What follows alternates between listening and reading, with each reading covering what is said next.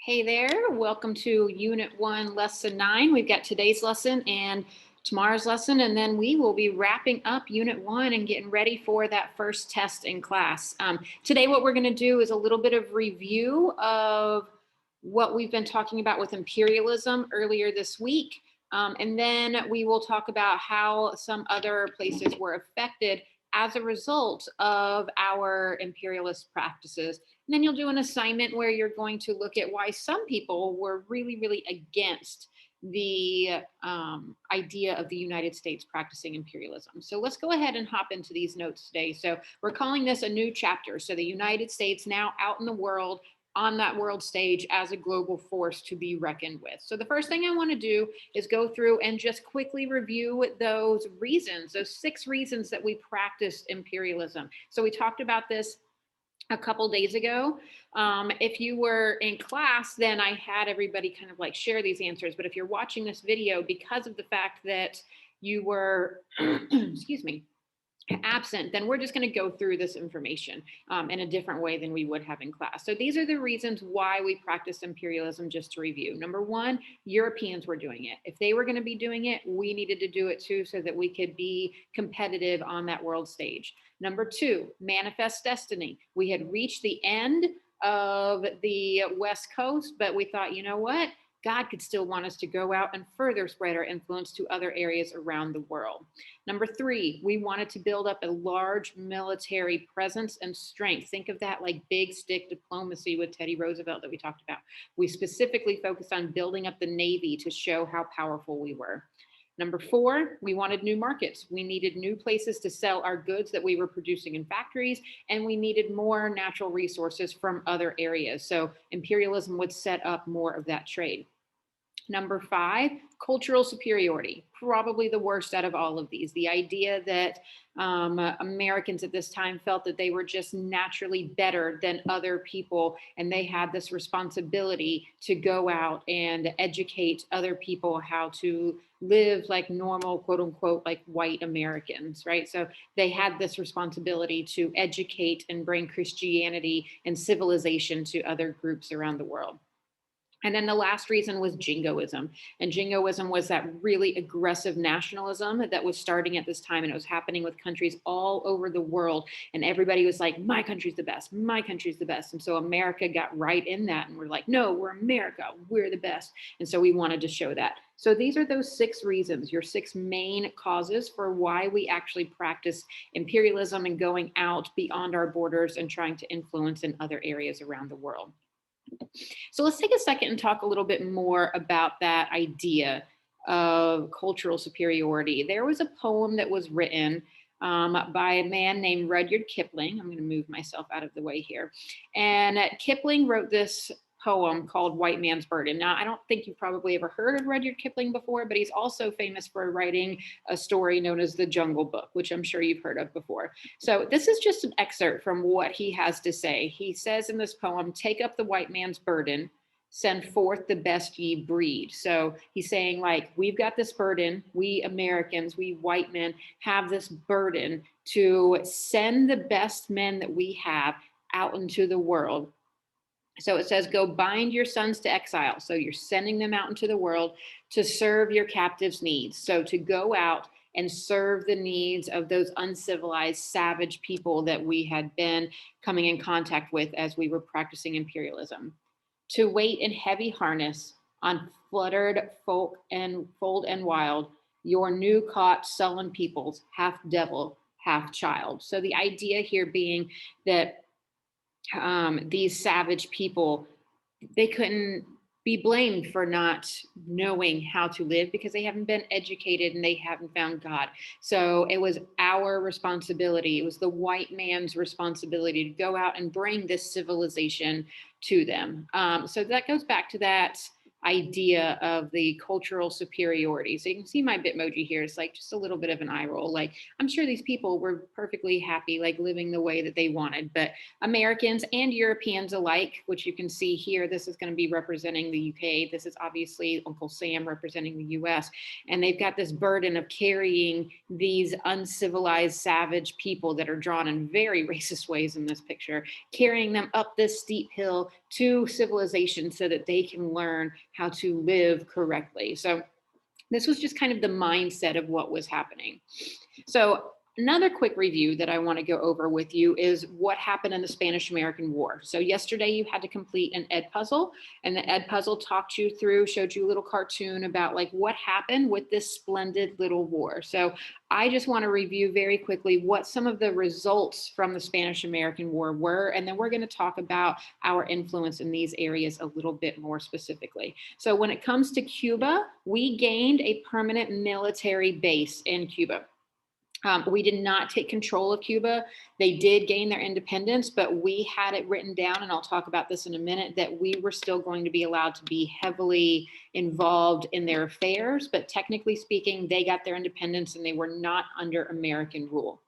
Puerto Rico and Guam were not the same. We did take on both of these countries. They became territories and protectorates of the United States and remain so to this day. So even though people that live in Guam, which is mostly just a military base now, it's just a teeny tiny island, and people that live in Puerto Rico, they are American citizens, technically speaking, because they don't live in a state. They don't get to like vote for things like who the president's going to be and stuff like that. So there's a lot of back and forth about, should they just be added as states so that those people can have those rights?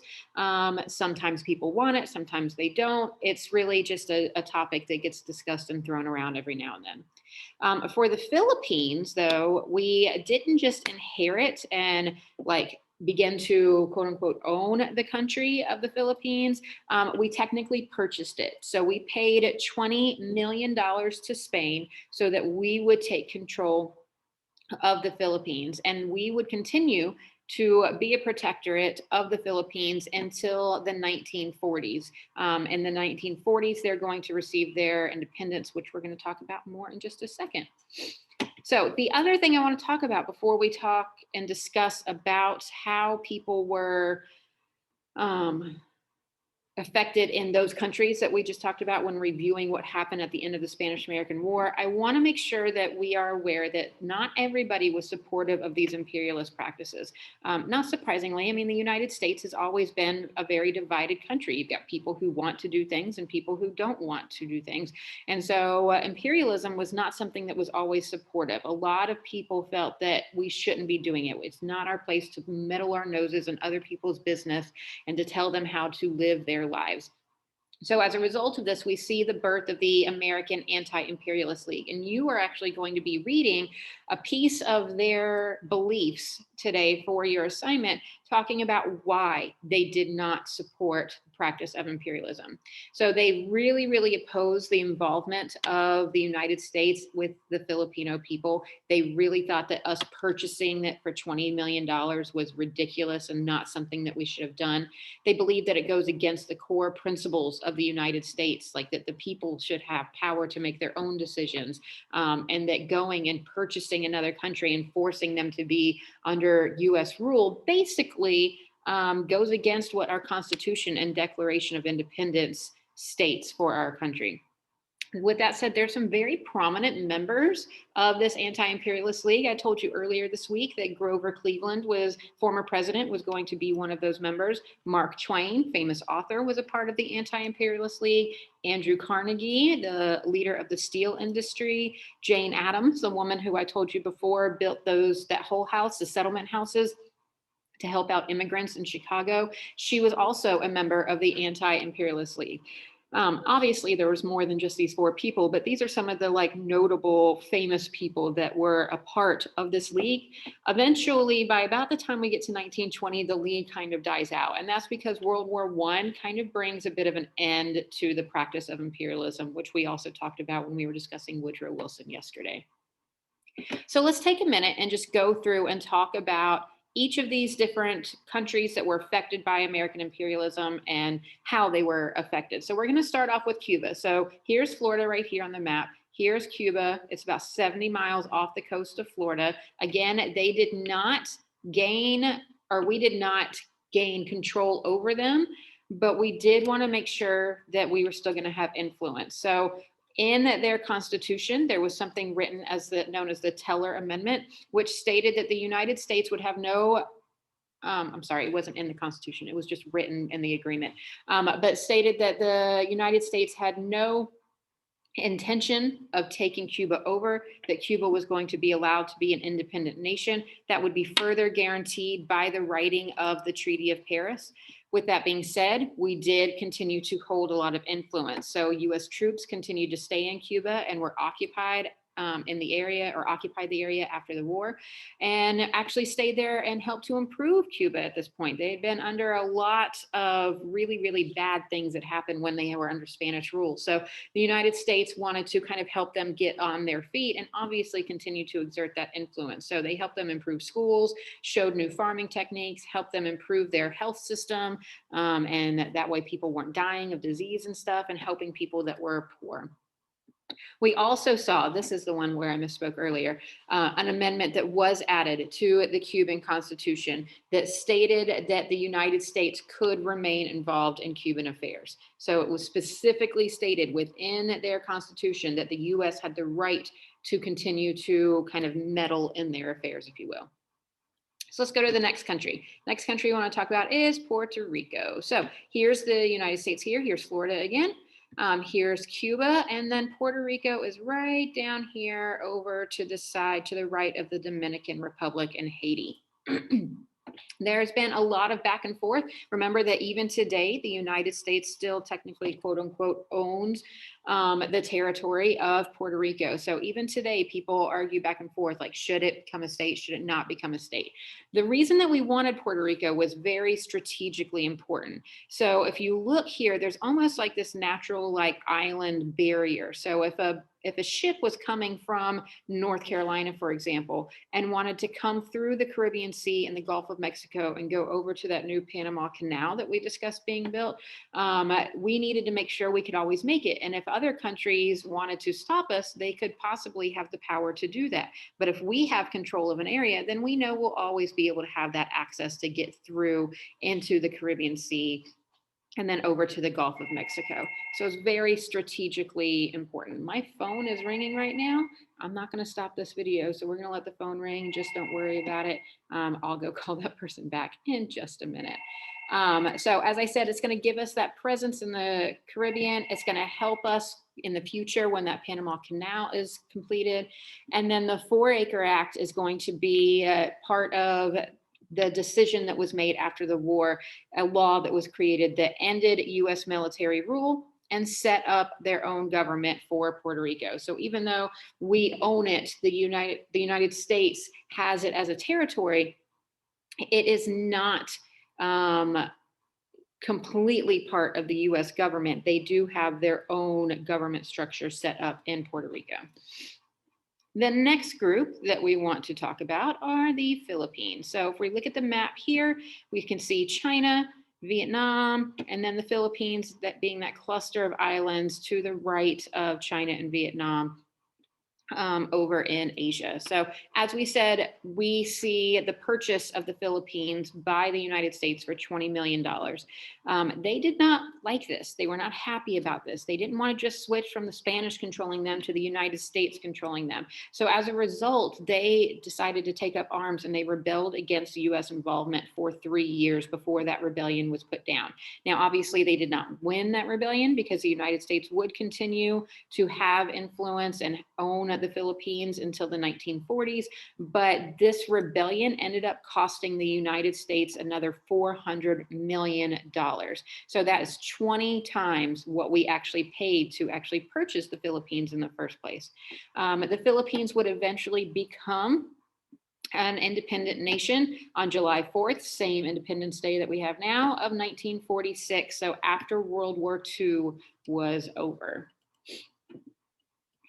The last group that we want to talk about, I'm pretty sure this is the last slide. The last slide that we want to talk about is China itself. So here we can see again in the map, there was the Philippines, there's Vietnam, here's China over in this area. So the Philippines were really strategically important because it gave us kind of a landing place, a gateway to participate in Chinese trade. We wanted to sell our goods to the people in China. we wanted to get some of the natural resources that they had to help us out in the United States.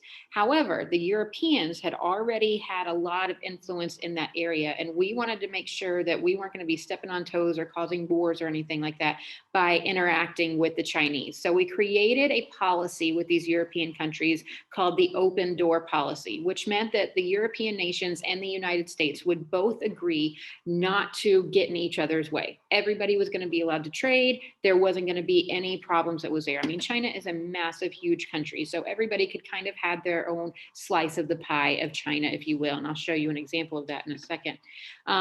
This, again, is not something that the Chinese were super happy about. They didn't want all of these white Americans and Europeans coming to their shores and basically telling them how to live their lives and what to do. So there was a rebellion against European and US interference that caused a lot of deaths. It didn't stop the United States and European countries from actually being involved in China, but I just want you to be aware that like these people that are constantly being taken over through these imperialist practices were not happy that these things were happening. So this is now the last slide because I wanted to go through this picture with you because it's a picture that seems to be one that causes a lot of problems or is difficult to understand for a lot of students. So you can see here, I mean, it's drawn obviously in a very racist way. This is supposed to be a man from China. You can see him, he's got his hands up and he's like, whoa, whoa, whoa, stop, stop, stop, wait, wait, wait, right? And then as I said, this open door policy allowed all of these European nations and the United States to kind of say like, I want this little piece of the pie of China and I'm going to take this part. And so this is those countries, Japan included here.